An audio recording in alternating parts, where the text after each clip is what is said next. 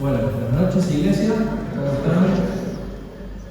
Damos gracias a Dios por el momento de alabanza que pudimos disfrutar.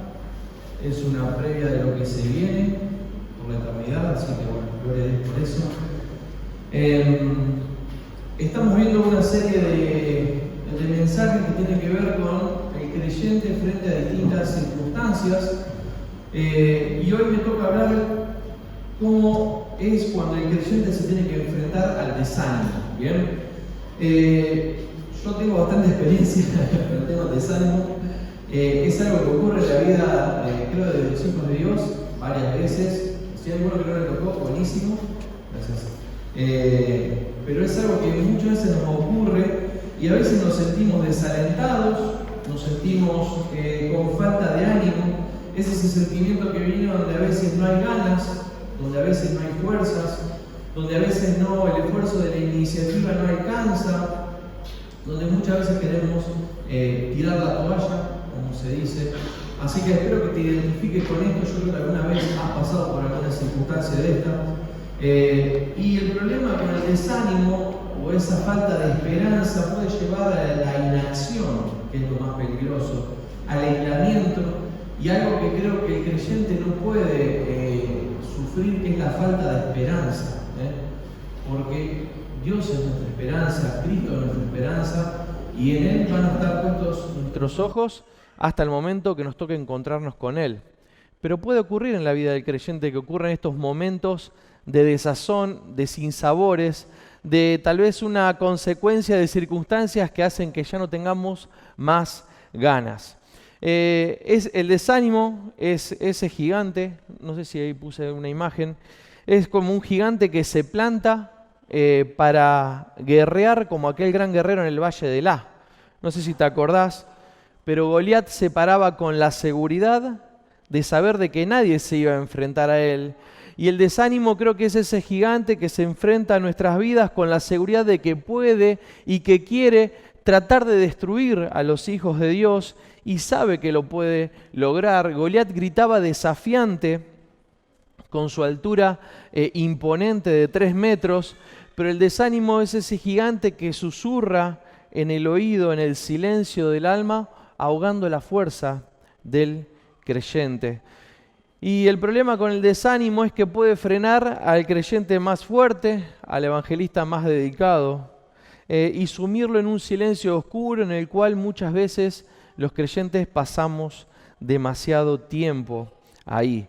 Ahora, a este guerrero, a este gigante que se paró en el valle de Elá, que se llamaba Goliat, un joven pastor de ovejas que hacía no mucho tiempo había sido ungido como rey, que él contaba con la presencia del Todopoderoso, tuvo que en algún momento enfrentarse y sacarse esa armadura que le pesaba, que parecía un adorno para la musculatura que él tenía, y fue a buscar su honda, su arma de defensa favorita, tomó 5 piedras lisas de un arroyo para ir a enfrentarlo, y no eran piedras de repuesto por si fallaba, sino que era una piedra para Goliat y otras para los que lo acompañaban, y se cree que era para familiares de Goliat. La intención no era solamente matar a Goliat, a enfrentarse a este gigante que aterrorizaba al pueblo de Israel, sino también a cualquiera que se parara enfrente. En 1 Samuel 17, David le va a responder a este filisteo que se paraba y le va a decir: tú vienes contra mí con espada, lanza y jabalina, pero yo vengo contra ti en el nombre del Señor de los ejércitos celestiales, el Dios de los ejércitos de Israel, a quien tú has desafiado. Hoy el Señor te conquistará y yo te mataré y te cortaré la cabeza, y luego daré los cadáveres de tus hombres a las aves y a los animales salvajes, y todo el mundo sabrá que hay un Dios en Israel. Todos los que están aquí reunidos sabrán que el Señor rescata a su pueblo, pero no con espada ni con lanza. Esta es la batalla del Señor y los entregará a ustedes en nuestras manos. Y aunque el gigante del desánimo se paraba, aunque ese gigante se paró en el valle desafiante, su visión no cambiaba. Y aunque esta situación desanimaría a cualquiera y haría que cualquiera salga corriendo enfrentándose a un guerrero experimentado como era este, Su perspectiva no era el gigante, su perspectiva no era el tamaño de sus manos o el tamaño de las armas que llevaba, sino la certeza de que la victoria no era de él, que la batalla que iba a pelear no era de él, sino que el único glorificado en ese valle iba a ser Dios y el único liberado iba a ser su pueblo. Quiero, hermano, que ahora vamos a reflexionar varias cuestiones, pero que puedas saber que este es un gigante que se puede enfrentar. Que el desánimo no es el que tiene la última palabra en la vida del creyente, que no es algo a lo cual no podemos acostumbrar, que no es una batalla perdida, porque aunque no tengamos fuerzas, nuestras fuerzas no provienen de nosotros mismos. Ahora, el desánimo lo relacioné con varias palabras que van a aparecer ahí con la letra P, para que nos acordemos. Muchas veces podemos estar sumidos en problemas. Nadie está exento de las dificultades que ocurren en esta vida, ni hablar de las económicas porque vivimos en Argentina. ¿Es así? Se complica. Ahora, no solamente tenemos dificultades económicas, tenemos dificultades sociales. Muchas veces duele la traición de alguien cercano, muchas veces alguien nos hiere, muchas veces traemos desde nuestra infancia cosas que nos han dicho y nos han marcado y que al día de hoy nos traen consecuencias. Puede haber también problemas en la iglesia, ¿por qué no? Puede haber problemas en nuestra familia, podemos tener problemas de salud donde el flagelo de la salud aflige el cuerpo no solamente nuestro, sino de nuestros seres queridos. Pero nosotros sabemos que Dios tiene la última palabra sobre la economía. ¿Amén? Sí. ¿Dios tiene la última palabra sobre la salud? Amén. Sí. ¿Dios tiene la última palabra sobre los dolores de nuestro alma? Sí. Amén.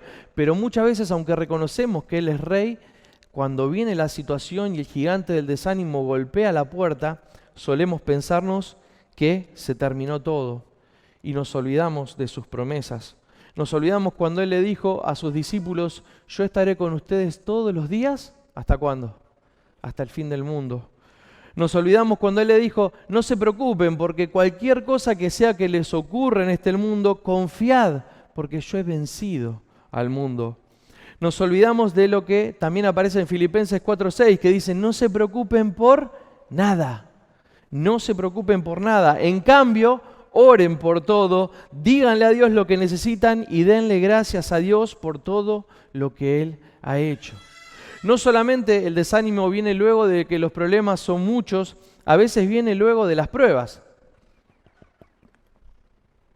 Y solamente voy a mencionarlo porque ya Ketty hizo una exposición muy buena sobre esto acerca de las pruebas. Pero la realidad es que muchas veces las pruebas nos llevan hasta al desánimo. Porque nos empezamos a preguntar, ¿hasta cuándo? ¿Por qué? ¿Para qué? Dios, ¿es necesario que yo esté sufriendo todo este tiempo? Ya no quiero insistir más, no quiero pelear más, estoy cansado. ¿Para qué? Y el desánimo aprovecha el momento y produce una pérdida de perspectiva en lo espiritual, donde nos enfocamos en el gigante y nos enfocamos en la prueba en vez de pensar qué es lo que viene luego de esa prueba. En qué es lo que Dios quiere lograr en nosotros, en cuánto a veces nos preocupamos por cuánto va a durar el examen, pero tenemos que saber que podemos salir aprobados, como bien aprendíamos. Y aunque el examen nos agota y la duración solamente lo empeora, la prueba a veces duele, a veces molesta, a veces agobia, pero pone en evidencia nuestra situación actual y nuestro carácter. Pero es la única forma que Dios tiene para hacernos crecer. Santiago 1:2 dice, hermanos míos, considérense muy dichosos cuando tengan que enfrentarse con diversas pruebas, pues ya saben que la prueba de su fe produce perseverancia, y la perseverancia debe llevar a feliz término la obra, para que seáis perfectos e íntegros sin que les falte nada. Si queremos ser perfectos e íntegros, tenemos que ser sometidos al fuego de la prueba, aunque no nos guste. Tal vez las palabras de Job sean las tuyas. Job 3:26 dice, no tengo paz, no me aseguré, ni estuve reposado, no obstante, me vino turbación. Muchas veces queremos disfrutar de las bendiciones del Señor, pero no estamos dispuestos a sufrir por Él. No estamos dispuestos a que Él trabaje. Y te digo algo, para que Él modifique cosas en nuestro carácter, duele. No es algo que livianamente podemos cambiar, pero Él quiere trabajar en nosotros. Ese texto que decía Job, en otra versión, dice, no tengo paz ni tranquilidad, no tengo descanso, solo me vienen dificultades. Parece muchas veces lo que me pasa a mí y a mi pensamiento. Pero Job, luego de pasar la prueba más terrible, donde va a perder todo lo que tiene, donde van a morir sus hijos, donde su salud se va a ver afectada, donde él no tenía nada más de qué agarrarse porque hasta sus amigos eran de tropiezo, él va a decir en el capítulo 23 de Job, versículo 10, mas él conoce mi camino, me probará y saldré como oro. La seguridad de salir aprobado. El versículo 11 dice, mis pies han seguido sus pisadas, guardé su camino y no me aparté. Aún a pesar de la prueba, Job permanecía. Versículo 14, él pues acabará lo que ha determinado de mí, porque la prueba logra el propósito de Dios. 1 Corintios 10:13 dice, no os ha sobrevenido ninguna tentación que no sea humana, pero fiel es Dios, que no os dejará de ser tentados más de lo que podés resistir, sino que dará juntamente también con la tentación la salida.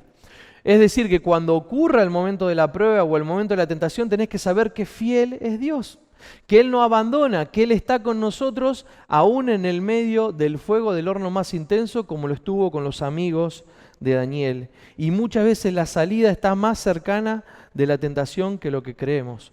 Podemos tener problemas, podemos tener pruebas, también podemos tener pérdida en la comunión con Dios. Nos pasa que a veces decimos, ¿dónde está Dios que no nos escucha?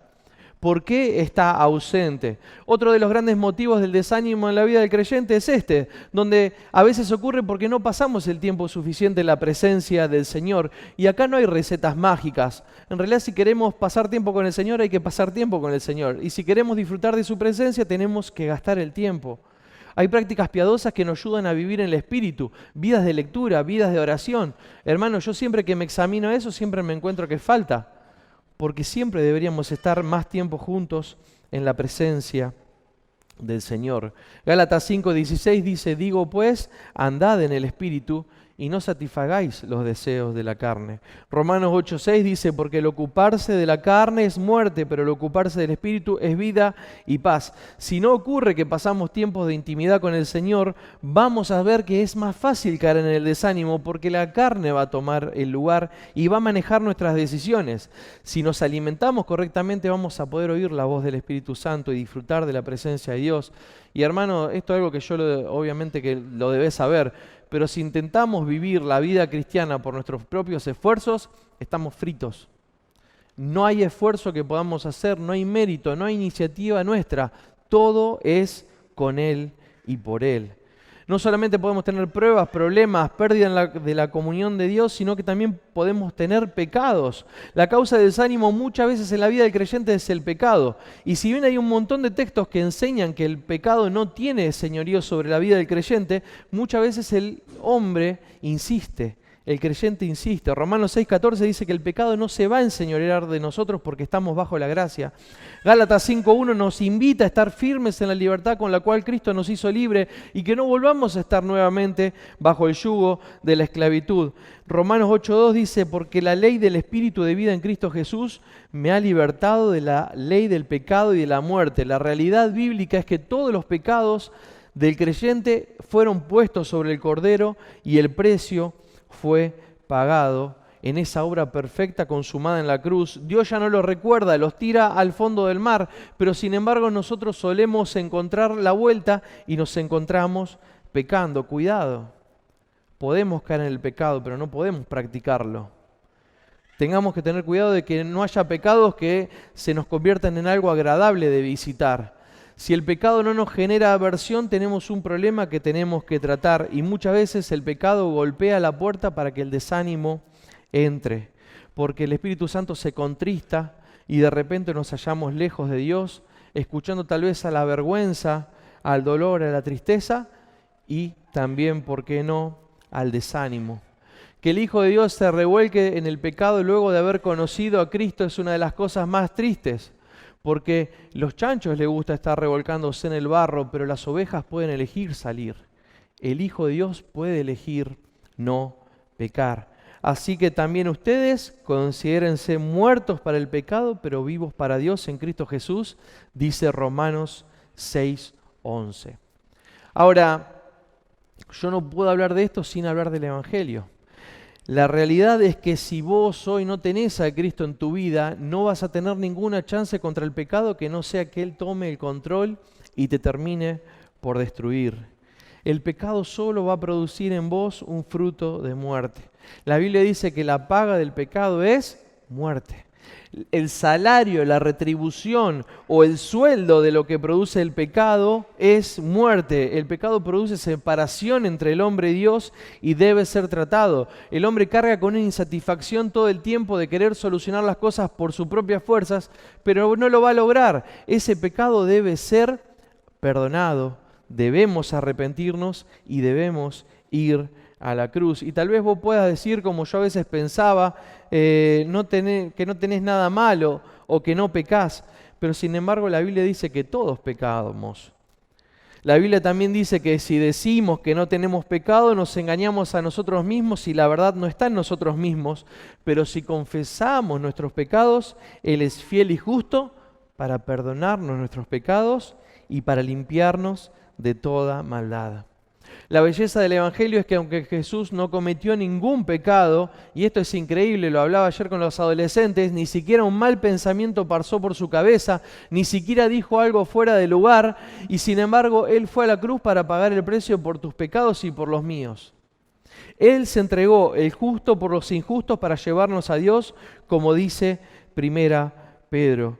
Cristo sufrió por nosotros, dejándonos un ejemplo para que sigamos sus pisadas, como nos compartía hoy Juan Camilo en la cena. Y aunque parezca injusto que un inocente haya pagado el precio, esa es la belleza del Evangelio, que por fe podemos acceder a esa gracia, a ese regalo inmerecido, porque aunque la paga del pecado era la muerte, el regalo de Dios es vida eterna en Cristo Jesús, Señor nuestro. Hermano, esto a mí me llena de alegría y de emoción, porque si yo hubiera tenido que esforzarme para llegar, no hubiera podido. Y sin embargo, el amor de Dios me buscó donde estaba. Y los que me conocen saben que no soy mejor que ustedes, pero sin embargo, pude entender que el amor de Cristo era más profundo que mis errores. Era más grande que mis dificultades, que Él tenía la capacidad de limpiar mis heridas y de llevarme de vuelta a casa cuando yo le había dado la espalda. El resultado del pecado y de rechazar a Dios es el infierno, pero sin embargo Dios no te quiere ahí. Él provee a un cordero, Él provee a Cristo para que Él pueda pagar el precio, Él provee a un Salvador, porque la única forma de ir a Dios y obtener pecados es a través de Cristo.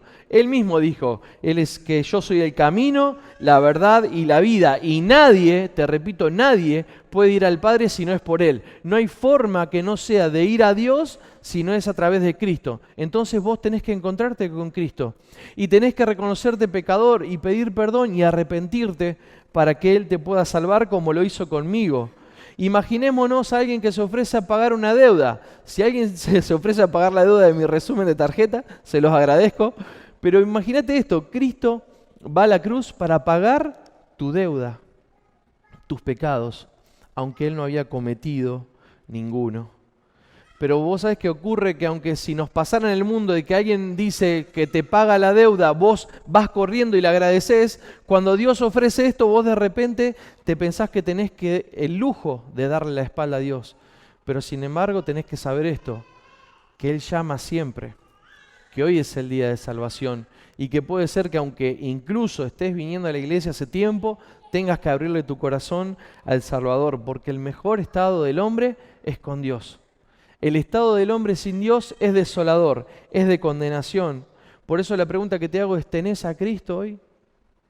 ¿Estás seguro que si te toca partir de esta vida te vas con Él? ¿Estás seguro de que si de repente ocurre algo, Dios no quiere y cerrás tus ojos en esta vida, lo vas a abrir y lo vas a ver a Él? Cristo llama. Cristo hoy te está llamando para que puedas arrepentirte. Ahora bien, más allá de cuál sea la problemática que genera el desánimo, por lo menos en mi vida he visto que hay un patrón. Tal vez coincida con el tuyo, pero veo que también ocurrió en la vida de David. Muchas veces el cansancio, el desánimo, el desaliento se produce por la repetición del esfuerzo sin lograr un éxito. No sé si te pasó que alguna vez intentaste y seguiste orando por algo que tal vez Dios no respondía, o intentaste que una situación se solucione por tus esfuerzos, pero eso no se dio y esa repetición de esfuerzo te cansó, te agotó. ¿Te sentís agotado? ¿Te sentís muchas veces cansado por las largas luchas que has estado enfrentando en tu vida? ¿Te sentís agotado muchas veces por los desafíos que te presenta la rutina? ¿O los desafíos que te presenta el ministerio? ¿O los desafíos que te presentan las relaciones conflictivas? ¿O los desafíos que te presentan tal vez los problemas familiares o los problemas económicos? Bueno, te tengo que decir algo, el enemigo lo sabe. Y como sabe que no puede vencernos porque nuestra victoria está en Cristo y en su cruz y en su obra consumada, Él va a intentar por todos los medios de frenarnos, de que a veces perdamos el tiempo, y Él va a aprovechar para desgastarte y va a aprovechar el momento exacto para aprovecharte y que el desánimo sea una realidad en tu vida. De hecho, una de las cosas que el anticristo va a poder hacer libremente durante la tribulación es quebrantar a los santos. Otras versiones dicen agotarlos, desgastarlos, afligirlos. Y muchas veces el recurso del enemigo es el desgaste, insistir con algo, hasta que no te quede fuerzas y bajes la guardia. La tarea de él es frenarnos, sacarnos de la carrera, hacernos perder el tiempo y transformar esas situaciones pesadas de la vida en ese gigante que golpea la puerta y que susurra al oído llamado desánimo. Ahora volvamos un poco a la escena que te dije al principio. ¿Recordás a David enfrentándose en el valle de Elá con el gigante Goliat? Él se va a enfrentar, le va a tirar con la honda un tiro certero en el medio de la frente con una piedra lisa. Va a caer, pero no lo va a dejar ahí, sino que va a tomar la espada de Goliat, que no sé cómo hizo porque era pesadísima, y va a cortar su cabeza, reclamando así la victoria contra ese gigante. Eso ocurría en 1 Samuel 17, por si lo querés buscar. El joven valiente, la victoria contra el gigante. Pero fíjate, hay otra escena que aparece en 2 Samuel 21. Y aunque ya el tiempo ha pasado, el joven valiente ya es un hombre experimentado, con muchas guerras encima. Más o menos se calcula que pasaron unos 40 años. Y no es la primera vez, esa había sido una de las primeras veces que había enfrentado a los filisteos, pero después, si vemos en la vida de David, él se va a enfrentar muchas veces contra los filisteos. Porque los filisteos eran incansables, eran un montón, eran recargosos, estaban de opuesto contra el pueblo de Dios. Y él se va a enfrentar en muchas batallas. Pero luego de una batalla de Israel va a ocurrir un episodio que por lo menos a mí me llamó la atención. 2 Samuel 21:15 dice: volvieron los filisteos a hacer la guerra a Israel. Y descendió David y sus siervos con él y pelearon con los filisteos y David se cansó.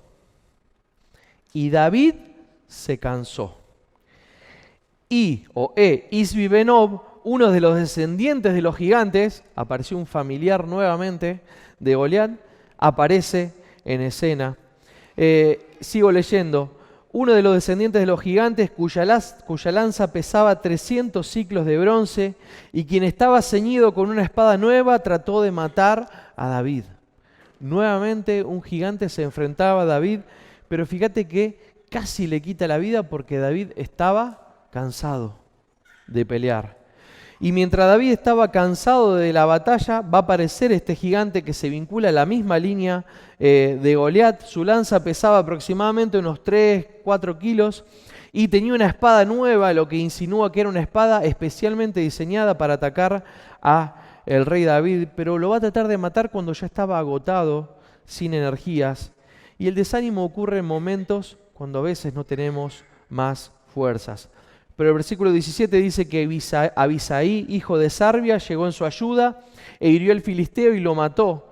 Entonces los hombres de David le juraron diciendo: nunca más de aquí en adelante saldrás con nosotros a la batalla, no sea que apagues la lámpara de Israel. Abisaí, otro de sus soldados, salió en su ayuda y mató al gigante. Debe haber sido un nene, Abisaí, pero pensaba que muchas veces el cansancio es el terreno fértil para el desánimo. Cuidado. Muchas veces es porque no descansamos en el Señor y porque pretendemos luchar guerras con nuestras propias fuerzas. Y es por eso que el enemigo susurra: no podés, no tenés más fuerzas, descansá, aflojá.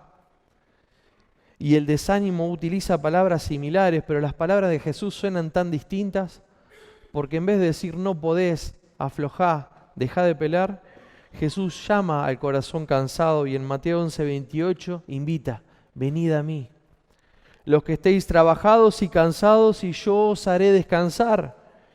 Llevad mi yugo sobre vosotros y aprended de mí, que soy manso y humilde de corazón, y hallaréis descanso para vuestras almas, porque mi yugo es fácil y ligera es mi carga. No sé si descansaste en el Señor, pero es una almohada muy cómoda.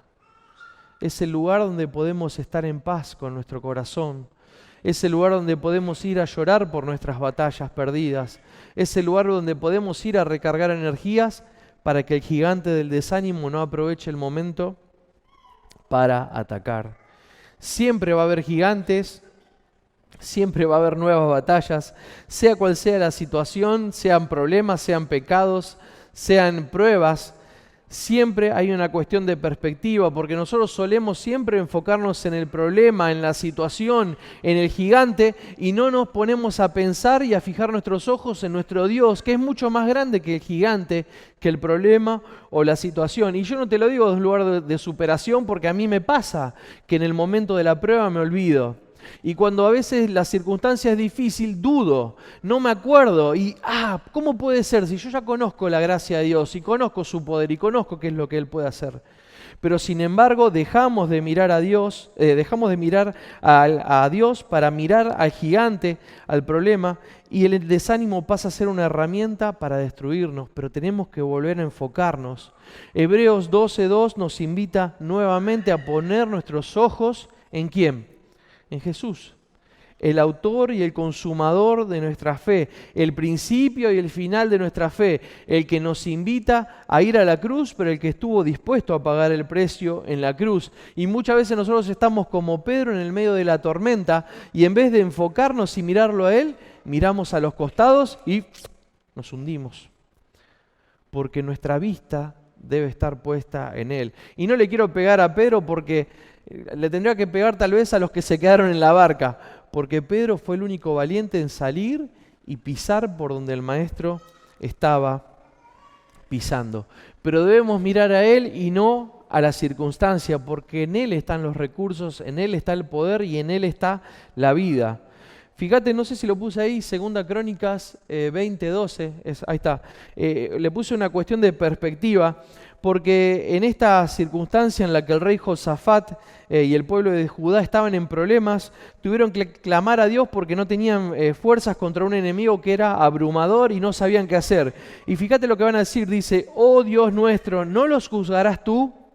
Porque en nosotros no hay fuerza, el desánimo. No hay fuerza contra tan grande multitud que viene contra nosotros. No sabemos qué hacer y a ti volvemos ¿qué? Nuestros ojos.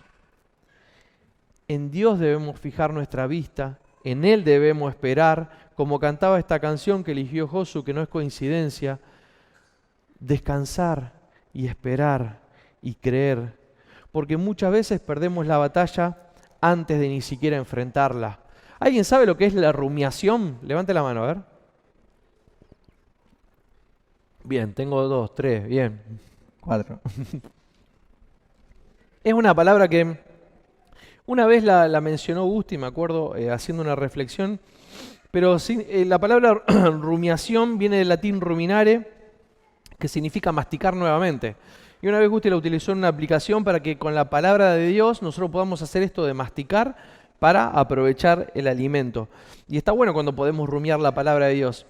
Pero este concepto de rumiación tiene un concepto un poco negativo, más que nada en lo que es la psicología. La rumiación es el término asociado, se los leo, al acto de darle vueltas una y otra vez a los mismos pensamientos, especialmente aquellos negativos, dolorosos o preocupantes, sin llegar a una conclusión o solución. Es lo contrario a la reflexión o a la meditación. ¿Por qué puse este concepto? Porque algo que he visto muchas veces cuando yo estoy desanimado es que mi cabeza no para todo el tiempo de pensar en lo negativo, en darle vueltas al asunto, en darme manija, como tal vez pueden decir algunos, en vez de poner mis ojos en Dios. Fíjate esto, busca el Salmo 42, Vamos a leerlo. No sé si lo puse, estoy con duda. Si está ahí lo podés leer. Pero el Salmo 42 menciona la angustia del salmista y hay una expresión que cuando la leí me hizo ruido y me acordaba de esto. El Salmo 42, vamos a leerlo. El versículo 1 dice: como el ciervo brama por la corriente de las aguas, así clama por ti, oh Dios, el alma mía. Mi alma tiene sed de Dios, del Dios vivo. ¿Cuándo vendré y me presentaré delante de Dios? Presta atención al versículo 3. Fueron mis lágrimas mi pan de día y de noche, mientras me dicen todos los días: ¿dónde está tu Dios? Me acuerdo de estas cosas y derramo mi alma dentro de mí, de cómo yo fui con la multitud y lo conduje hasta la casa de Dios entre voces de alegría y de alabanza del pueblo en fiesta. ¿Por qué te abates, oh alma mía, y te turbas dentro de mí? Espera en Dios, porque aún he de alabarle, salvación mía y Dios mismo. El salmista estaba en una angustia bastante terrible. No sé si te pasó, pero acá está utilizando una expresión que básicamente lloraba durante todo el tiempo porque parecía que comía el fruto de sus ojos, de su angustia. Se alimentaba de sus lágrimas. Pero dice: me acuerdo de estas cosas y derramo mi alma dentro de mí. Le daba manija, rumiaba. La expresión, hay otra versión, dice: mi corazón se deshace adentro. Y estamos hablando de un hombre que conocía a Dios, que confiaba en Él, que guiaba a la gente a la casa de Dios, que tiene sed, que le ha servido.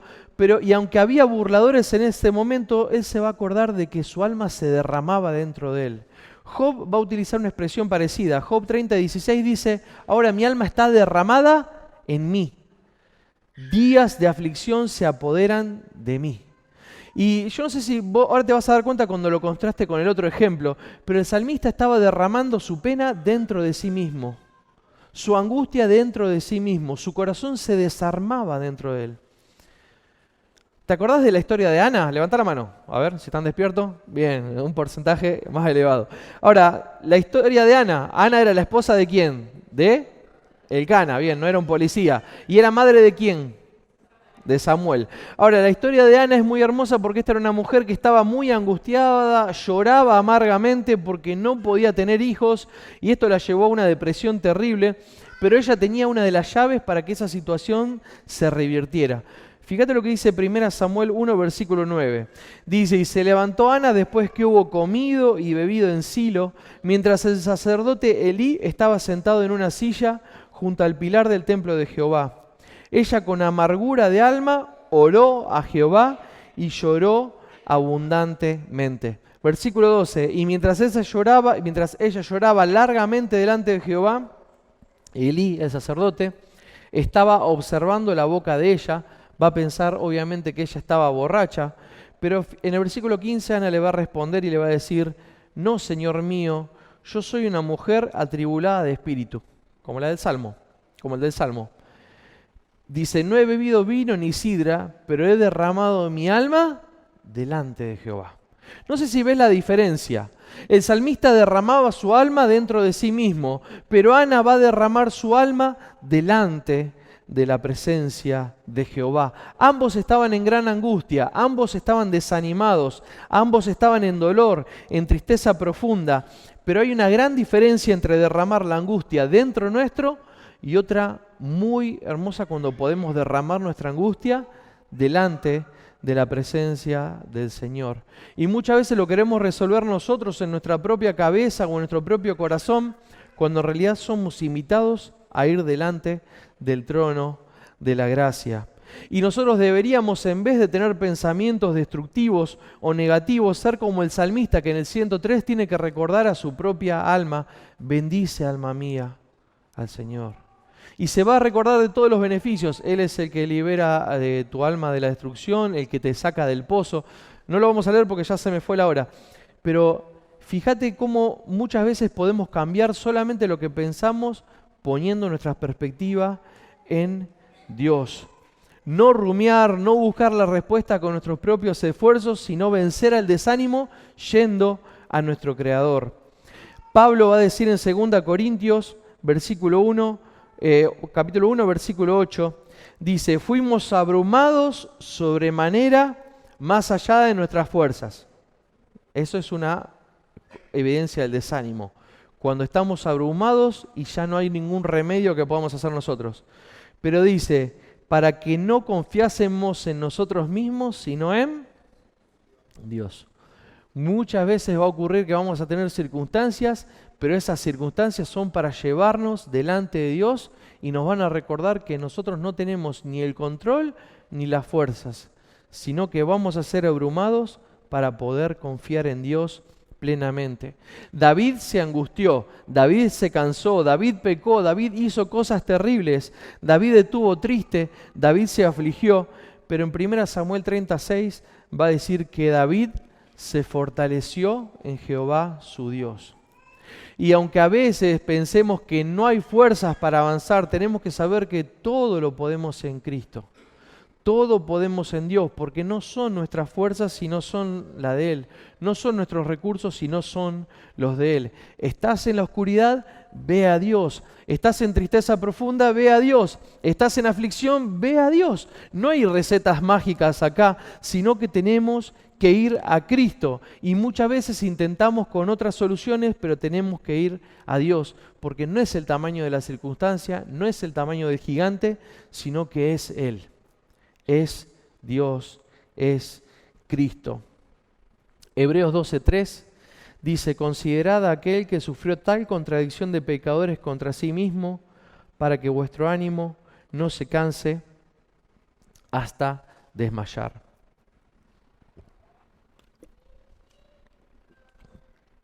Cuando a veces tengas problemas, considerad a Cristo.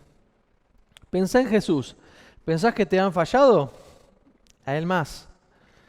Personas en las cuales Él invirtió toda gran parte de su ministerio, en realidad, que fueron sus discípulos, la gran mayoría salió corriendo. El pueblo que Él había sanado le dio la espalda y lo insultaba camino a la cruz. ¿Pensás que te han fallado? A Cristo más. ¿Pensás que estás sufriendo por algo que no mereces? ¿Cuánto más Cristo, que fue a la cruz sin haber pecado? ¿Pensás que estás siendo tentado injustamente? Cristo más. ¿Pensás que ya sufriste demasiado? Cristo era experto en quebranto, varón de dolores. Él tuvo su momento de dolor más terrible en el huerto del Getsemaní, donde un ángel lo consolaba mientras de su frente sudaba grandes gotas de sangre, pero no rehusó la tarea que tenía por delante, sino que bebió la copa del dolor, la copa del juicio, y no miró al gigante de la muerte, al gigante del desánimo, a la maldición del pecado, sino que nos miró a nosotros. Te miró a vos y me miró a mí porque nos amaba. Es por eso que Cristo da nueva vida. Dios da la posibilidad de que puedas vencer el desánimo. Dios te llama a que endereces las rodillas caídas, a que te pongas de pie nuevamente y que sigas la vida cristiana. Porque la carrera es difícil. Yo me caí muchas veces, me tropecé, perdí tiempo afuera de la carrera, pero siempre estaba Dios trayéndome de vuelta.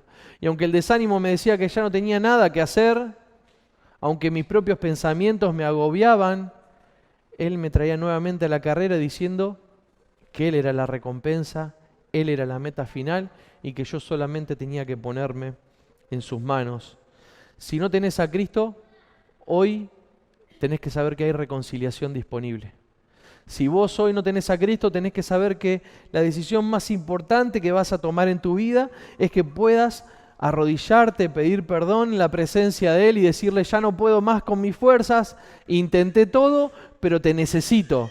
Es ese corazón sincero que reconoce que no puede hacer las cosas por sí mismo y que sabe que en Cristo hay un Salvador, que en Cristo hay un Señor, que en Cristo hay alguien a quien podemos ir a rendir y debemos ir a rendir cuentas, porque luego de esta vida nos espera a todos el juicio. Y aquellos que tengamos a Cristo vamos a tener el Espíritu Santo, que es la garantía de que hemos sido rescatados. ¿Tenés a Cristo hoy en tu corazón? Acercaos a Dios, dice Santiago 4:8, y Él se acercará a vosotros. Hoy es el día de salvación para que puedas encontrarte con Cristo. Vamos a ponernos de pie para orar, ¿les parece? No porque sea mágico ponernos de pie, sino porque creo que Vamos a ponernos de pie delante de la circunstancia en la que estemos y en la presencia de nuestro Señor, al cual le debemos todo y al cual nos puede sacar de la situación en la que estemos para que el desánimo no tenga la última palabra, sino que la última palabra sea la de Él. Vamos a orar. Padre del cielo, te damos gracias por esta noche. Padre, te damos gracias porque tenemos en Cristo la salvación, tenemos en Cristo el perdón de pecados. Padre, te queremos pedir perdón por nuestros pecados, Padre, reconocerte como el Salvador, Padre, ir hasta tu presencia y arrepentirnos si es necesario, Padre, ponernos a cuentas, ponernos de acuerdo para que si nuestros pecados fueren rojos como la grana, sean emblanquecidos como la nieve. Padre, para que podamos reconocer que nuestros pecados necesitan una solución y que esa solución está en Cristo. Padre, te queremos pedir para que el desánimo no nos agobie, para que la angustia no nos gane, para que la tristeza no sea un plato de todos los días, sino que podamos en Cristo ir al trono de la gracia. No derramar nuestras penas dentro nuestro o con los demás, sino que la podamos derramar en Cristo, que podamos derramarlas en tu presencia. Padre, te damos gracias por Cristo, por su sacrificio en la cruz. En el nombre de Jesús oramos. Amén. Pensaba en esto de que Ana derramó su corazón delante de la presencia de Dios. Y vos sabés que yo, la única solución que encontré al desánimo y a la tristeza fue ir y contarle a mi Señor lo que me estaba pasando y Él se ocupó. Hebreos 4:16 dice: acerquémonos con toda confianza al trono de la gracia de nuestro Dios, allí recibiremos su misericordia y encontraremos la gracia que nos ayudará cuando más lo necesitemos. Poné tus ojos en Cristo, derramá tu corazón en el trono de la gracia y doy gloria a Dios porque su victoria es mía, no por lo que yo tuve que hacer, y además de salvarnos, nos deja un trono siempre disponible para que podamos ir y derramar nuestros corazones. Así que, hermano, ven al trono de la gracia, anda al trono de tu Salvador